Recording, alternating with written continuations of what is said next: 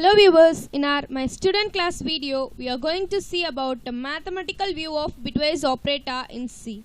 So in a previous session we have seen about AND operator, OR operator, left shift and right shift operator. So now we are going to see about XOR operator in C language. So we are going to use this XOR operator in our execution using this cap symbol.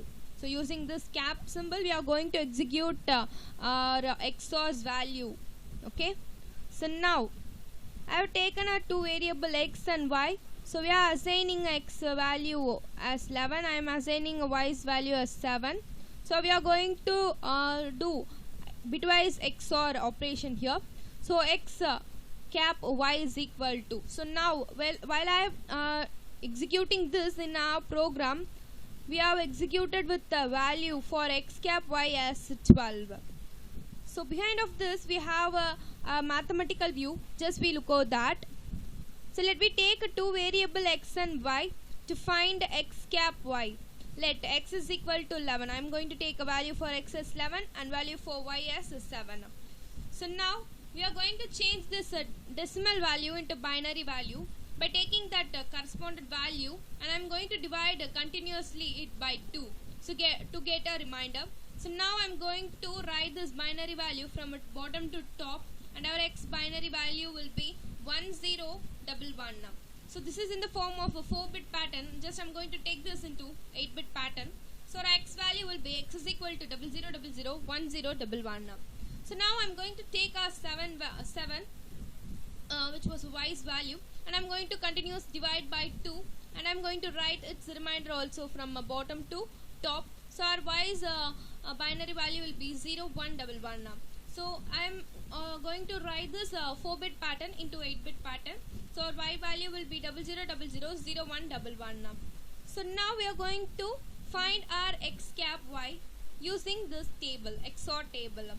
When x is 0 and y is 0, x cap y will be 0. When x is 1 and y is 0, x cap y will be 1. When x is 0 and y is 1, x cap y will be 1. And when x and y both are 1, x cap y will be 0. So now I am going to use this and to find x cap y's value. So our x value is written here and y value is written here. So when x and y both are 0, our x cap value is 0. When x value is 1 and y value is 0, our x cap y will be 1. And when x value is 0 and y value is 1, x cap y will be 1. When both x and y's value is 1, we will return with 0. So this is our binary value of x cap y. So now I am going to change this binary value into decimal value. So now by using converting a binary to decimal, so I am going to convert this binary value into decimal value. Just I am going to take this 4-bit pattern alone, not this 8-bit pattern. So I am going to take this 4-bit one and double 100. So now we are going to 0 into 2 power 0 and 0 into 2 power 1 and 0 into 2 power 2 and 0 into 2 power 3 for our x cap y's decimal value, to get our x cap y's decimal value. So 2 power 3 is nothing but 8. 8 into 1 is 8. And 2 power 2 is 4, and 2 power 4 into 1 is 4, and 2 power 1 is 2 into 0 is 0, and 2 power 0 is 1, 1 into 0 is 0. So now I am going to sum this, we will return with 12. So our x cap y's value is 12. Hence our output will be 12. So now I am going to execute this in our C program.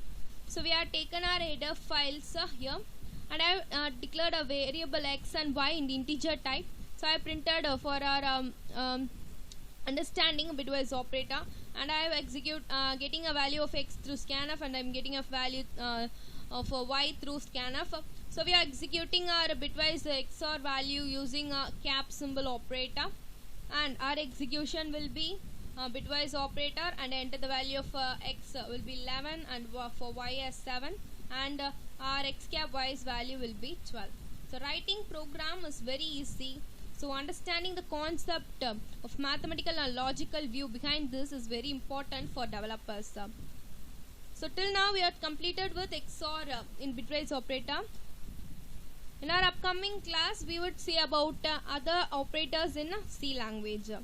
So don't forget to like, share, comment and subscribe to my student class YouTube channel. Thank you viewers.